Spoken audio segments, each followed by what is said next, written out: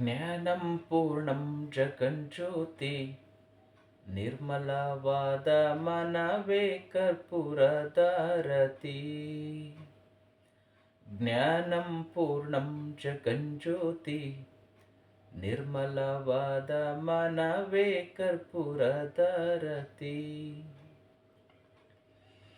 ಅನುದಿನ ಗುರುವಿನ ಅನುರಾಗ ಭಕ್ತಿಯಲ್ಲಿ, ಅನುದಿನ ಗುರುವಿನ ಅನುರಾಗ ಭಕ್ತಿಯಲ್ಲಿ, ಜನನ ಮರಣ ರಹಿತ ಜಂಗಮಗೆ ಬೆಳಗಿರಿ, ಜನನ ಮರಣ ರಹಿತ ಜಂಗಮಗೆ ಬೆಳಗಿರಿ.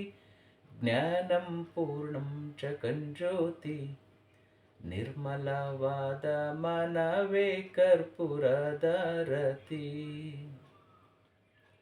ನಾನಾ ಜನ್ಮದ ಕತ್ತಲೆ ಕಳೆದುಳಿದು ಬೇಗ, ನಾನಾ ಜನ್ಮದ ಕತ್ತಲೆ ಕಳೆದುಳಿದು ಬೇಗ, ಮಾನವ ಜನ್ಮದ ಬೆಳಕಿಲ್ಲಿ, ಮಾನವ ಜನ್ಮದ ಬೆಳಕಲಿ, ಸ್ವಾನುಭವದ ಸುಖ ತಾನೇ ಕೈ ಸೇರುವುದು, ಅನುಭವಿಸಿ ಲಿಂಗಕ್ಕೆ ಮನ ಒಪ್ಪಿ ಬೆಳಗಿರಿ.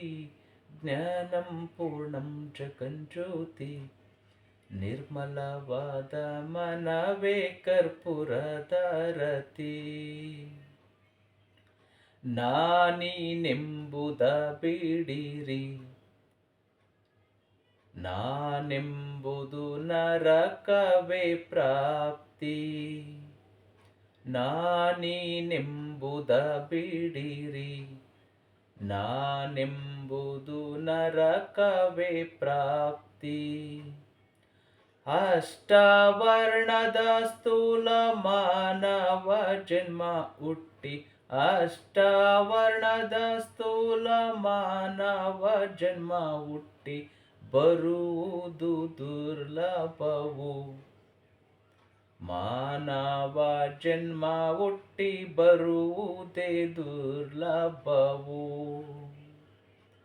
ಕೊಟ್ಟನು ಗುರು ಯಮಗೆ ಮಾಡಿದ ಫಲದಿಂದ, ಕೊಟ್ಟನು ಗುರು ಯಮಗೆ ಮಾಡಿದ ಫಲದಿಂದ, ಹುಟ್ಟಿದ ಮಗನೆಸರ ಶಿವನೆಂದು ಕರೆಯಿರಿ. ಜ್ಞಾನಂ ಪೂರ್ಣಂ ಜಗಜ್ಯೋತಿ ನಿರ್ಮಲವಾದ ಮನವೇ ಕರ್ಪೂರದಾರತಿ. ಹರಿ ಓಂ. ಓಂ ಗುರುಭ್ಯೋ ನಮಃ. ಓಂ ಮಹಾಪಂಚಭೂತಗಳಿಗೆ ಶರಣಾರ್ಥಿ. ಪ್ರಿಯ ವೀಕ್ಷಕರೇ ಮತ್ತು ಬಂಧುಗಳೇ, ಇದು ಎಂತಹವಾದಂತಹ ಅದ್ಭುತವಾದಂತಹ ಪ್ರಾರ್ಥನೆ ಅಂದರೆ, ಒಂದೊಂದು ಸಾಲು ಕೂಡ ಅತಿ ಅಮೂಲ್ಯ ಅರ್ಥಪೂರ್ಣವಾದಂತಹವು. ಜ್ಞಾನಂ ಪೂರ್ಣಂ ಜಗಜ್ಯೋತಿ. ಯಾವ ಮನಸ್ಸಿನಲ್ಲಿ ಅಜ್ಞಾನ ಅನ್ನತಕ್ಕಂತಹದ್ದು ನಶಿಸಿ ಜ್ಞಾನ ಅನ್ನುವಂತಹ ಜ್ಯೋತಿ ಹುರಿಯುತ್ತೋ ಅದನ್ನು ಹೇಳಿದ್ರು. ಜ್ಞಾನಂ ಪೂರ್ಣಂ ಜಗಜ್ಯೋತಿ. ಇಡೀ ಜಗತ್ತಿಗೆ ಈ ಸೂರ್ಯ ಹೇಗೆ ಬೆಳಗ್ತಾನೋ ಜ್ಯೋತಿಯ ರೂಪದಲ್ಲಿ, ಜ್ಯೋತಿ ಅಂದರೆ ಸೂರ್ಯ, ಬೆಳಕು ಅನ್ನುವುದೇ ಅರ್ಥ. ಇಡೀ ಜಗತ್ತಿಗೆ ಈ ಸೂರ್ಯ ಹೇಗೆ ಬೆಳಗ್ತಾನೋ, ಇಡೀ ಜಗತ್ತನ್ನು ಈ ಕತ್ತಲೆ ಎನ್ನುವಂತಹ ಕೊಳೆ, ಅಜ್ಞಾನ ಎನ್ನುವಂತಹ ಈ ಕೊಳೆಯನ್ನು ಕಳೆದು ಸುಜ್ಞಾನವಂತಹ ಬೆಳಕನ್ನು, ಸುಜ್ಞಾನವೆಂಬಂತಹ ಬೆಳಕನ್ನು ಈ ಸೂರ್ಯ ಹೇಗೆ ಬೆಳಗ್ತಾನೋ, ಪ್ರಕಾಶಿಸ್ತಾನೋ, ಅದೇ ರೀತಿ ಅಜ್ಞಾನ ಮತ್ತು ಅಹಂಕಾರ ಪ್ರತಿಯೊಬ್ಬ ಮಾನವನಲ್ಲಿ ಅಳಿಸಿ ಸುಜ್ಞಾನವೆಂಬಂತಹ ಜ್ಞಾನವೆಂತ ಅಂದರೆ ಪೂರ್ಣ ಜ್ಞಾನ. ಇಲ್ಲಿ ಜ್ಞಾನಂ ಪೂರ್ಣಂ, ಪೂರ್ಣವಾದಂತಹ ಜ್ಞಾನವನ್ನು ಯಾರು ಪಡ್ಕೊತಾನೋ ಅವನು ಜಗತ್ತಿಗೆ ಜ್ಯೋತಿ ಹಾಕ್ತಾನೆ ಎನ್ನುವುದು ಈ ಒಂದು ಸಾಲಿನ ಅರ್ಥ. ಜ್ಞಾನಂ ಪೂರ್ಣಂ ಜಗಜ್ಯೋತಿ, ನಿರ್ಮಲವಾದ ಮನವೇ ಕರ್ಪೂರದಾರತಿ. ಕಾಮ, ಕ್ರೋಧ, ಲೋಭ, ಮೋಹ, ಮದ, ಮಾತ್ಸರ್ಯ, ಅಹಂಕಾರ, ದ್ವೇಷ, ಅಸೂಯೆ, ಸ್ವಾರ್ಥ, ಇದಿಷ್ಟನ್ನು ಯಾರು ಬಿಟ್ಟು ನಿರ್ಮಲವಾದ ಮನಸ್ಸಿನಿಂದ ಇರ್ತಾರೋ, ಅಂದರೆ ಶುದ್ಧ ಮನಸ್ಕರಾಗಿರ್ತಾರೋ, ಅದನ್ನು ಹೇಳೋದು ನಿರ್ಮಲವಾದ ಮನವೇ ಕರ್ಪೂರದಾರತಿ. ಕರ್ಪೂರ, ನಾವು ದೇವರ ಮುಂದೆ ಕರ್ಪೂರದ ಆರತಿಯನ್ನು ಮಾಡ್ತೀವಿ. ದೇವರ ಮುಂದೆ ನಾವು ಕರ್ಪೂರದ ಆರತಿ ಮಾಡುವ ಉದ್ದೇಶ ಯಾರಿಗೂ ಗೊತ್ತಿಲ್ಲ. ಮಹಾಮಂಗಳಾರತಿ ಇದರ ಅರ್ಥ ಯಾರಿಗೂ ಗೊತ್ತಿಲ್ಲ. ಈ ಒಂದು ದೇವರ ಮುಂದೆ, ಈ ಮಹಾಪಂಚಭೂತಗಳ ಮುಂದೆ ನಾವು ಏನು ಕರ್ಪೂರದ ಆರತಿ ಮಾಡ್ತೀವೋ, ಈ ಕರ್ಪೂರ ಹೇಗೆ ದೇವರ ಮುಂದೆ ಈ ಬಿಸಿಗೆ ತಾಕಿ, ಬಿಸಿ ಅಂದರೆ ಏನು?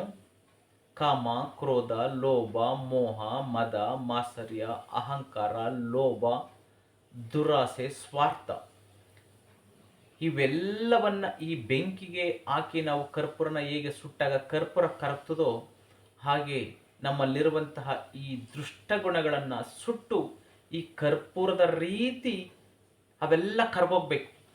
ದೇವ್ರ ಮುಂದೆ ನಾವು ಆರತಿ ಬೆಳಗುವಾಗ ಕರ್ಪೂರ ಹೇಗೆ ಕರಗೋಗ್ತದೋ ಆ ಬೆಂಕಿನಲ್ಲಿ ಸುಟ್ಟಿ, ಹಾಗೆ ನಾವು ಈ ದುಷ್ಟ ಗುಣಗಳನ್ನು ನಾವು ಸುಟ್ಟು ಹಾಕ್ಬಿಡ್ಬೇಕು ಬೆಂಕಿನಲ್ಲಿ. ಆ ಬೆಂಕಿನಲ್ಲಿ ಅದು ಕರ್ಗ್ ಹೋಗಬೇಕು. ಆವಾಗ ಮಾತ್ರ ಈ ಮನಸ್ಸು ನಿರ್ಮಲವಾಗುತ್ತದೆ ಅನ್ನುವುದು ಈ ಒಂದು ಸಾಲಿನ ಅರ್ಥ. ನಿರ್ಮಲವಾದ ಮನವೇ ಕರ್ಪೂರದಾರತಿ. ನಿರ್ಮಲವಾದ ಮನಸ್ಸೇ ಕರ್ಪೂರದಾರತಿ. ಆ ಥರ ನಿರ್ಮಲವಾದಂತಹ ಮನಸ್ಸನ್ನು ಇಟ್ಟುಕೊಂಡ್ರೆ ಮಾತ್ರ ಅದು ಈ ಮಹಾಪಂಚಭೂತಗಳಿಗೆ, ಈ ದೇವರುಗಳಿಗೆ, ನೀವೇನು ನಂಬಿರ್ತೀರೋ ಈ ದೇವರುಗಳಿಗೆ ನಿರ್ಮಲವಾದ ಮನಸ್ಸಿನಿಂದ ಯಾರು ದೇವರವನ್ನು ಭಕ್ತಿಯಿಂದ ಪೂಜೆ ಮಾಡ್ತಾರೋ, ಸ್ಮರಿಸ್ತಾರೋ, ಅವರೇ ನಿಜವಾದ ಗುರು ಅನ್ನುವುದು ಈ ಸಾಲಿನ ಅರ್ಥ. ಅನುದಿನ ಗುರುವಿನ ಅನುರಾಗ ಭಕ್ತಿಯಲ್ಲಿ. ಗುರು ಅಂದರೆ ಯಾರು? ಕತ್ತಲೆಯಿಂದ, ಅಜ್ಞಾನದಿಂದ ಸುಜ್ಞಾನದ ಕಡೆಗೆ ಸಂಸ್ಕಾರವನ್ನು ಕೊಡುವಂತಹವನೇ ಗುರು. ಇವಾಗಿನ ಗುರುಗಳೆಲ್ಲ ಇದ್ದಾರೆ. ನಿಮಗೆ 1 ಕೋಟಿಗೆ ಈ ಥರ ಗುರುಗಳು ಸಿಗೋದು ಅಪರೂಪ. 1 ಕೋಟಿಗೆ ಒಬ್ಬರು ಅಥವಾ 5 ಜನ ಸಿಗಬಹುದು. ಅನುದಿನ ಗುರುವಿನ ಅನುರಾಗ ಭಕ್ತಿಯಲ್ಲಿ, ಜನನ ಮರಣ ರಹಿತ ಜಂಗಮಗೆ ಬೆಳಗಿರಿ. ಗುರು ಅಂದರೆ ಯಾರು? ಜಂಗಮ. ಜಂಗಮ ಅಂದರೆ ಯಾರು?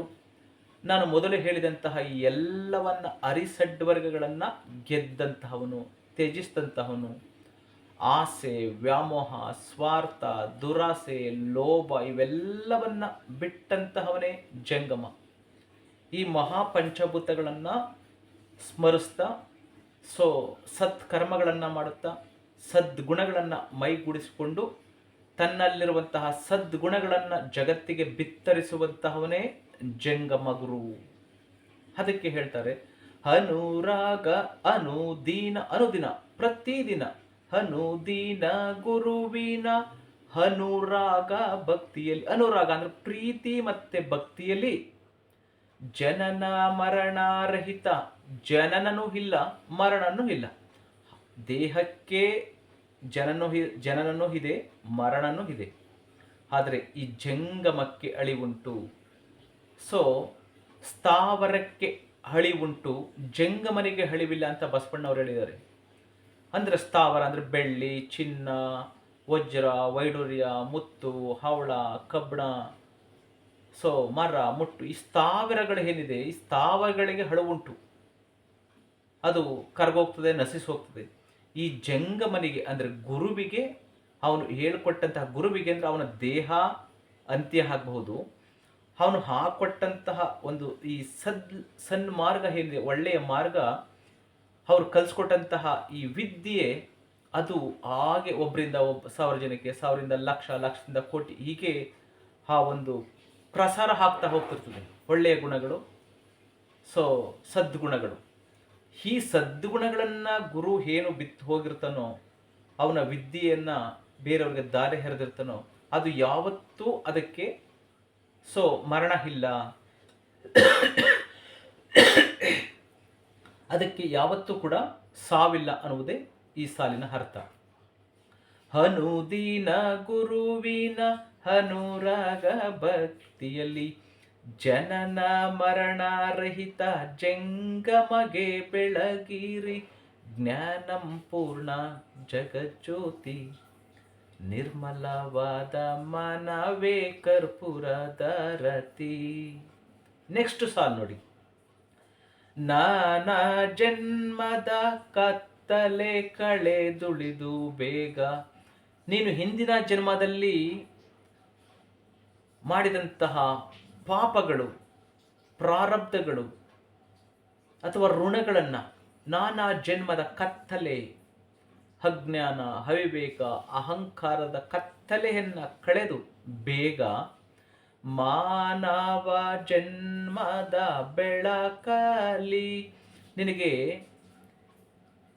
9 ಕೋಟಿ ಜನ್ಮಗಳು ಆಲ್ರೆಡಿ ನೀನು ಮುಗಿಸ್ಕೊಂಡು ಬಂದಿದ್ದಿ. 8,89,999 ಜನ್ಮಗಳನ್ನು ನೀನು ಮುಗಿಸ್ಕೊಂಡು ಅತಿ ಶ್ರೇಷ್ಠವಾದಂತಹ ಈ ಒಂದು ಮಾನವ ಜನ್ಮಕ್ಕೆ ಬಂದಿದ್ದಿ. ಈ ಮಾನವ ಜನ್ಮದಲ್ಲಿ ನೀನು ಅತಿ ಉತ್ಕೃಷ್ಟವಾದಂತಹ, ಶ್ರೇಷ್ಠವಾದಂತಹ ಕೆಲಸಗಳನ್ನು ಮಾಡಿ ಬೇರೆಯವರನ್ನು ಶ್ರೇಷ್ಠನಾಗಿ ಮಾಡುವಂತಹ ಗುರುವೇ, ಪ್ರತಿಯೊಬ್ಬರನ್ನು ಗುರುವಿನ ಸ್ಥಾನದಲ್ಲಿ ನಿಲ್ಲಿಸಬೇಕಾದಂತಹದ್ದು. ಅಜ್ಞಾನ ಅಹಂಕಾರಗಳನ್ನು ನಶಿಸಿ ಸುಟ್ಟು ಸುಜ್ಞಾನವನ್ನು ಬೆಳಗಬೇಕು. ನಾನಾ ಜನ್ಮದ ಕತ್ತಲೆ ಕಳೆದುಳಿದು ಬೇಗ ಮಾನವ ಜನ್ಮದ ಬೆಳಕಲಿ, ಸ್ವಾನುಭವದ ಸುಖ ತಾನೇ ಕೈ ಸೇರುವುದು. ಈ ಅಜ್ಞಾನ, ಅಹಂಕಾರ, ಮೋಹ ಇದೆಲ್ಲವನ್ನ ನೀನು ಈ ಕರ್ಪೂರದ ಥರ ಸುಟ್ಟು ಆ ದೇವರ ಮುಂದೆ ಶರಣಾಗತಿ ಆಗಿ ಗುರುವಿನ ಮಾರ್ಗದರ್ಶನದಲ್ಲಿ ಹೋದರೆ ನಿನಗೆ ಸ್ವಾನುಭವದ ಸುಖ ತಾನೇ ಕೈ ಸೇರುವುದು. ನೀನು ಏನೋ ನಿನ್ನ ದೇಹ ಸೌಂದರ್ಯ, ನಿನ್ನ ಆಸ್ತಿ ಪಾಸ್ತಿ, ಮನೆ ಮಠ, ಕಾರು ಬಂಗ್ಲೆ, ಹೆಂಡತಿ ಮಕ್ಕಳು, ಸಂಬಂಧಗಳು ಅಂತ ಅನ್ಕೊಂಡಿದೆಯೋ, ಇದೆಲ್ಲ ನಸ್ಪರ. ನೀನು ಯಾವಾಗ ನಿನ್ನ ಈ ಅರಿಸಡ್ವರ್ಗಗಳನ್ನು, ದುಷ್ಟಗುಣಗಳನ್ನು ನೀನು ಈ ಕರ್ಪೂರದ ಥರ ಸುಟ್ಟು ನೀನು ನಿಜವಾದ ಮಾನವ ಆಗ್ತೀಯೋ, ಆವಾಗ ನಿನಗೆ ಸ್ವಂತ ಅನುಭವ ಆಗ್ತದೆ. ಅಲ್ಲಿ ಈ ಸುಖ ಅಂದರೆ ಏನು, ನೀವೇನು ಇವಾಗ ಭೋಗದ ಜೀವನ ಬಂದಿರ್ತೀರೋ ಅದು ಭೋಗ, ಅದು ಸುಖ ಕೊಡುವುದಿಲ್ಲ, ಅದು ದುಃಖವನ್ನೇ ಕೊಡುವಂತಹದ್ದು. ಈ ರೀತಿ ನೀನು ಬಂದದಲ್ಲಿ ನಿನಗೆ ಸ್ವಂತ ಅನುಭವ ಆಗ್ತದೆ, ಸುಖ ತಾನಾಗಿಯೇ ಕೈ ಸೇರ್ತದೆ ಅನ್ನುವುದು ಈ ಸಾಲಿನ ಅರ್ಥ. ಸ್ವಾನುಭವದ ಸುಖ ತಾನೇ ಕೈ ಸೇರುವುದು, ಅನುಭವಿಸಿ ಲಿಂಗಕ್ಕೆ ಮನ ಹೊಪ್ಪಿ ಬೆಳಗಿರಿ, ಜ್ಞಾನಂ ಪೂರ್ಣಂ ಜಗಜ್ಯೋತಿ, ನಿರ್ಮಲವಾದ ಮನವೇ ಕರ್ಪೂರದಾರತಿ. ಅನುಭವಿಸಿ ಲಿಂಗಕ್ಕೆ ಮನ ಹೊಪ್ಪಿ ಬೆಳಗಿರಿ. ಈ ಸುಖವನ್ನ ನೀವು ಅನುಭವಿಸಿ. ಯಾವ ಸುಖವನ್ನ? ನಾನು ಹೇಳದ್ನಲ್ಲ, ಈ ಜ್ಞಾನ ಎನ್ನುತ್ತಕ್ಕಂತಹ ಸುಖವನ್ನ ನಿನ್ನ ಅನುಭವಕ್ಕೆ ಬಂದ ಮೇಲೆ ಆವಾಗ ನೀನು ಈ ಲಿಂಗರೂಪಿ ಆದಂತಹ, ಈ ಬ್ರಹ್ಮಾಂಡ ರೂಪವಾದಂತಹ, ಈ ದುಂಡಾಕಾರವಾದಂತಹ ಈ ಮಹಾಪಂಚಭೂತಗಳು ಆವರಿಸಿಕೊಂಡಿರುವಂತಹ ಇಡೀ ಈ ಭೂಮಿಗೆ, ಈ ಬ್ರಹ್ಮಾಂಡಕ್ಕೆ, ಈ ಯೂನಿವರ್ಸ್ಗೆ ಮನ ಹೊಪ್ಪಿ, ಮನಸ್ಸಿನ ಹೊಪ್ಪಿ ಬೆಳಗಿದರೆ ಅದೇ ನಿಜವಾದ ಜ್ಞಾನ ಅನ್ನುವುದು ಈ ಸಾಲಿನ ಅರ್ಥ. ನೆಕ್ಸ್ಟ್ ಸಾಲನ್ನು ನೋಡ್ತಾ ಹೋಗಿ, ನಾನೀನೆಂಬುದ ಬಿಡಿರಿ, ನಾನೆಂದರೆ ನರಕವೇ ಪ್ರಾಪ್ತಿ. ನೀನೆಂಬುದನ್ನು ಬಿಡಿರಿ. ಯಾವಾಗಲೂ ನಾನು, ನೀನ, ನನ್ನ ತೋಳ್ಬಲ ಜಾಸ್ತಿನ, ನಿನ್ನ ತೋಳ್ಬಲ ಜಾಸ್ತಿನ, ನನ್ನ ಅಧಿಕಾರದ ಬಲ ಜಾಸ್ತಿನ, ನಿನ್ನ ಅಧಿಕಾರದ ಬಲ ಜಾಸ್ತಿನ, ನನ್ನ ಜನದ ಬಲ ಜಾಸ್ತಿನ, ನಿನ್ನ ಜನದ ಬಲದ ಜಾಸ್ತಿನ, ನನ್ನ ಹಣದ ಬಲ ಜಾಸ್ತಿನ ಅಥವಾ ನನ್ನ ಬಲಾಢ್ಯ ಜಾಸ್ತಿನ, ನಿನ್ನ ಬಲಾಢ್ಯ ಜಾಸ್ತಿನ. ನಾನು ಅಂತಾರಲ್ಲ, ಈ ನಾನು ಅನ್ನತಕ್ಕಂತಹವನ್ ಯಾವ ಮನುಷ್ಯನಲ್ಲಿ ಇರ್ತದೋ, ನನಗೇ ಎಲ್ಲ ಗೊತ್ತು, ನನ್ನಿಂದನೇ ಅನ್ನುವುದು ಯಾವ ಮನುಷ್ಯನಲ್ಲಿ ಇರ್ತದೋ ಅವನಿಗೆ ನರಕ ಖಂಡಿತ ಪ್ರಾಪ್ತಿಯಾಗ್ತದೆ. ನಾನು ಅನ್ನತಕ್ಕಂತಹ ಅಹಂಕಾರಿ ಮಾಡಬಾರ್ದಂತಹ ನೀಚ ಕೆಲಸಗಳನ್ನು ಮಾಡ್ತಿರ್ತಾನೆ, ಅದರಿಂದ ಅವನಿಗೆ ನರಕ ಪ್ರಾಪ್ತಿಯಾಗ್ತದೆ. ನಾನೆಂಬುದ ಬಿಟ್ಟರೆ ಸ್ವರ್ಗವೇ ಪ್ರಾಪ್ತಿ. ನಾನು ಇಲ್ಲಿ ನಾನಲ್ಲ, ನಾನು ಏನೂ ಅಲ್ಲ ಅನ್ನೋದನ್ನು ನೀವು ನಿಮ್ಮ ಮನಸ್ಸಿನಿಂದ ತೆಗೆದು ಹಾಕಿದ್ರೆ ಆವಾಗ ನಿಮಗೆ ಸ್ವರ್ಗ ಪ್ರಾಪ್ತಿ ಆಗ್ತದೆ. ನಾನೀನೆಂಬುದ ಬಿಡಿರಿ, ನಾನೆಂಬುದೇ ನರಕವೇ ಪ್ರಾಪ್ತಿ. ನಾನು ಎಂಬುದ ಬಿಟ್ಟರೆ ಸ್ವರ್ಗ ಪ್ರಾಪ್ತಿ. ಅಷ್ಟವರ್ಣದ ಸ್ಥೂಲವು ಮಾನವ ಜನ್ಮ ಹುಟ್ಟಿ ಬರುವುದೇ ದುರ್ಲಭವು. ಸತ್ಯವಾದ ಮಾತು. ಮನುಷ್ಯನ ಜನ್ಮ ಹುಟ್ಟಿ ಬರುವುದೇ ದುರ್ಲಭ. ಮನುಷ್ಯನ ಜನ್ಮ ಹುಟ್ಟಿ ಬರಬೇಕಾದ್ರೆ ಅತಿಯಾದ ಪುಣ್ಯ ಮಾಡಿರ್ಬೇಕು. ಈ ಹಲವಾರು ಜನ್ಮಗಳಲ್ಲಿ ಮಾಡಿದಂತಹ ಪುಣ್ಯದ ಫಲವಾಗಿ ನಿಮಗೆ ಮನುಷ್ಯ ಜನ್ಮ ಸಿಕ್ಕಿರ್ತದೆ. ಈ ಮನುಷ್ಯ ಜನ್ಮವನ್ನ ನೀವು ಇನ್ನು ಅತೀ ಪುಣ್ಯ ಕಾರ್ಯಗಳನ್ನು ಮಾಡಿ, ಪಾಪದ ಕಾರ್ಯಗಳನ್ನು ಬಿಟ್ಟು, ಸ್ವಾರ್ಥವನ್ನು ಬಿಟ್ಟು, ಅಹಂಕಾರವನ್ನು ಬಿಟ್ಟು, ಈ ಆಸೆ ದುರಾಸೆಗಳನ್ನು ಬಿಟ್ಟು ನೀವು ನಿಸ್ವಾರ್ಥ ಸೇವೆಯಿಂದ ನಿಮ್ಮ ಬದುಕನ್ನು ನೀವು ಈ ಮಹಾಪಂಚಭೂತಗಳಲ್ಲಿ ಅರ್ಪಿಸ್ತಾ ಗುರುವಿಗೆ ಶರಣಾಗಿ ಸತ್ಕರ್ಮಗಳನ್ನು, ಒಳ್ಳೆಯ ಕೆಲಸ ಕಾರ್ಯಗಳನ್ನು, ಈ ಸೊಸೈಟಿಗೆ ಒಳ್ಳೆ ಮಾರ್ಗದರ್ಶಕರಾಗಿ ಸಮಾಜವನ್ನು ಉದ್ಧಾರ ಮಾಡುವ ಕೆಲಸವನ್ನು ಮಾಡಿದ್ರೆ ಅದೇ ನಿಮಗೆ ನಿಮ್ಮ ಮಾನವ ಜನ್ಮ ಹುಟ್ಟಿ ಸಾರ್ಥಕ. ಅಷ್ಟವರ್ಣದ ಸ್ಥೂಲವು ಮಾನವ ಜನ್ಮ ಹುಟ್ಟಿ ಬರುವುದೇ ದುರ್ಲಭವು. ಕೊಟ್ಟನು ಗುರು ಯಮಗೆ ಮಾಡಿದ ಫಲದಿಂದ. ಗುರು ಅಂದರೆ ಕತ್ತಲೆಯಿಂದ ಅಹಂಕಾರ ಅಜ್ಞಾನಗಳನ್ನ ಅಳಿಸಿ ಸುಜ್ಞಾನವೆಂಬ ಜ್ಯೋತಿ ಬೆಳಗುವುದರ ಕಡೆಗೆ ಕರ್ಕೊಬಂದಂತಹ ಗುರು ಕೊಟ್ಟನಲ್ಲ ಆ ಫಲನ ನಮಗೆ ಮನುಷ್ಯನಿಗೆ. ಅದಕ್ಕೋಸ್ಕರ ಆ ಋಣ ಕಳೆಯೋದಕ್ಕೋಸ್ಕರ ಗುರುವಿನ ಋಣ, ಪಿತೃ ಋಣ, ಮಾತೃ ಋಣ, ಗುರು ಋಣ, ಈ ದೈವ ಋಣಗಳನ್ನು ನಾವು ಕಳ್ಕೊಳ್ಳೋದಕ್ಕೆ ಆಗುವುದಿಲ್ಲ. ಹಾಗಾಗಿ ಆ ಋಣವನ್ನು ಕಳ್ಕೊಳ್ಳೋದಕ್ಕೋಸ್ಕರನಾದರೂ ಹುಟ್ಟಿದ ಮಗನೆಸರ ಶಿವನೆಂದು ಕರೆಯಿರಿ.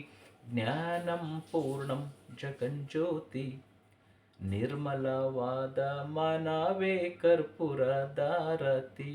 ಹುಟ್ಟಿದ ಮಗನಿಗೆ ಶಿವನೆಂದು ಕರೆಯಿರಿ ಅಂದರೆ ಅದರ ಅರ್ಥ ಶಿವ ನಿಮ್ಮ ಎಲ್ಲ ಹುಟ್ಟಿದ ಮಕ್ಕಳಿಗೆಲ್ಲ ಶಿವ ಶಿವ ಅಂತ ಹೆಸರಿಟ್ಕೊಂಡ್ಬನ್ನಿ ಅಂತಲ್ಲ, ಇದರ ನಿಗೂಢ ಅರ್ಥ.